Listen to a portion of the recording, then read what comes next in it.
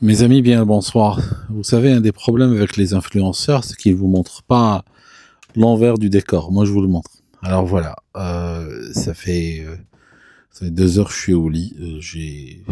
J'ai mal, là, tu as la tête qui tourne, tout ça. Ce bateau part dans tous les sens. Sur le papier, c'était une bonne idée de traverser l'Atlantique au mois de janvier. J'ai pensé qu'un navire de 340 mètres ou 345 mètres allait être stable. En fait, tu sais, par rapport à l'océan, que tu ramènes un navire de 400 mètres, que tu ramènes un voilier de 10 mètres, tu sais, c'est la même chose, hein, ça change pas. Donc, on a, on a pris, on a pris de bonnes secouées, n'est-ce pas, comme on dirait en Suisse. Et puis, tu sais, je parlais tout à l'heure en plus ou moins ça va, hein, je parlais avec quelqu'un tout à l'heure. Tu sais, ils vont être SDF demain, durant toute la journée, parce que il y a quelque chose qui s'est cassé, il y a un élément de structure qui s'est cassé derrière les panneaux de leur chambre, hein, parce qu'il y avait trop de bruit, et puis ils s'en plaignent, puis finalement c'est quelque chose de cassé. Donc demain, ils vont les sortir de la chambre toute la journée et puis ils vont souder. Donc tu vois, t'as confiance ou t'as pas confiance, hein. C'est tout. C'est un navire qui a été fabriqué par les Italiens l'année dernière, n'est-ce pas? Il a été mis en mer en mai et c'est la première fois qu'il traverse l'Atlantique. Donc que veux-tu quoi? Il est un petit peu en rodage.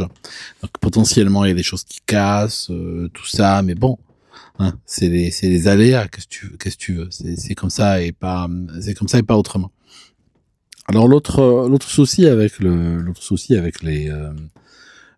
genre de croisière, c'est que bon, déjà déjà tout de suite, hein, je te dis, euh, traverser l'Atlantique en solo au mois de janvier, c'est pas un plan qui est souhaitable pour ceux qui voyagent pour la première fois. Je dirais attends d'avoir fait de la croisière pendant au moins une dizaine d'années avant de tenter le coup, quoi. Parce que franchement, là, j'ai tapé niveau VIP directement, quoi. C'est voilà. Donc, je disais aussi l'autre souci, même si je suis pas porté sur l'être humain, moi, tu me connais, c'est que si tu voyages comme ça en solo, je te déconseille de partir sur autre chose que la classe Britannia. Pourquoi? Parce que la classe Britannia, quand tu es dedans, chaque jour, tu t'assois à une table différente, on te place sur des tables avec plusieurs personnes, et donc il y a des possibilités de communication. Au-delà de la Britannia, si on est sur la Britannia Club et plus haut, comme classe, c'est fini. Tu as ta table réservée dans un resto. Alors, si tu voyages seul, ben, ils vont te réserver une table seule. Et cette table-là, elle va t'accompagner tout le voyage. Donc, ce qui fait que ça réduit un petit peu les possibilités d'interaction avec les gens. Là, par exemple, hier, je parlais à un gars, mon voisin de table, qui voyage seul. Déjà, j'ai dit, vous voyagez seul? Alors là, déjà, il m'a répondu qu'il voyage pas seul, parce qu'il y a plein de monde dans le bateau. Il m'a répondu qu'il voyage single. C'est bien, ça commençait bien. Et tout de suite, il a embrayé en me disant que, voilà, il a été extrêmement déçu par les gens dans sa vie.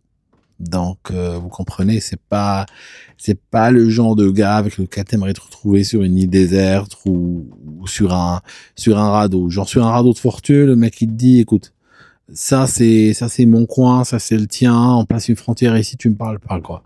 Je crois que c'est à cause de gens comme ça que les pays ont été créés. Hein. Je crois qu'à la base c'était comme ça. Ce que vous entendez craquer, c'est le bateau. Il craque depuis qu'on est parti. Là, j'entends presque plus ce craquement, c'est fini. Au début, ça impressionne. Puis au bout de 2-3 jours, ça devient une normalité. Ça secoue dans tous les sens. Donc voilà, c'est bien. La mer on a eu des creux de 10 mètres. Alors quand ça tombe, t'as l'impression d'être en microgravité. Parce que quand l'avant du navire tombe dans le creux, c'est tu flottes en fait. D'ailleurs, je parlais hier avec un technicien ici parce qu'on a eu une sorte de verret. On a été invité par les officiers et tout ça, mais même la capitaine était ici. Et en fait, ce qu'il m'a dit, si tu fais une vidéo au gym, d'accord, avec les poids les plus lourds. et tu places ta caméra et tu times avec les mouvements du navire. Et quand ça passe un petit peu, quand l'avant tombe dans un creux, genre t'es en microgravité, tu soulèves l'haltère la plus lourde. Et si tu arrives à bien le timer, on aura l'impression que t'es une force de la nature. Donc voilà, ce genre d'histoire. Alors, blague à part, jamais de votre vie ne voyagez à l'avant du navire. Là encore, j'ai de la chance, je suis au milieu. Jamais ne voyagez en hiver à l'avant du navire. Mes amis, quand le bateau fait 1000 km, vous en faites 2000. Parce qu'en fait, vous allez à New York ou je sais pas où vous allez, vous y allez en zigzagant, vous y allez comme ça. Hein, parce que ça monte et ça descend plusieurs fois par minute. Et l'amplitude, je te parle de 10 mètres. Encore, hein, tu vois, c'est du niveau montagne russe, tu vois. Genre tout le monde, les gens vont en ligne droite et toi tu vas en montagne russe, hein, tu vas en montant et en descendant tout le long. Donc tu vois, au bout d'un moment ça fait quelque chose. Donc voilà, nous avons passé les Açores. On est doucement en train maintenant de suivre un cap ouest. Maintenant on est plein ouest. On va commencer à remonter gentiment vers le nord à partir de demain. On va réduire encore 1 heure cette nuit. La température dehors a atteint les 17. On a eu même 20 degrés hier, hein, pour vous dire, il fait très chaud. Mais avec un vent de 80 km/h et plus. Et des creux d'une bonne dizaine de mètres. Voilà mes amis, je vais dormir là, je suis sonné. J'ai pas envie de dormir parce que j'ai peur de me décaler, il est encore tôt ici. Mais voilà, je vais essayer de fermer l'œil et puis je vous revois demain. Mais voilà, je vous cache pas l'envers du décor, hein, parce que chaque décor il a son envers et là, je vous assure, je suis en train de souffrir. Merci mes amis et puis on se voit dans une prochaine.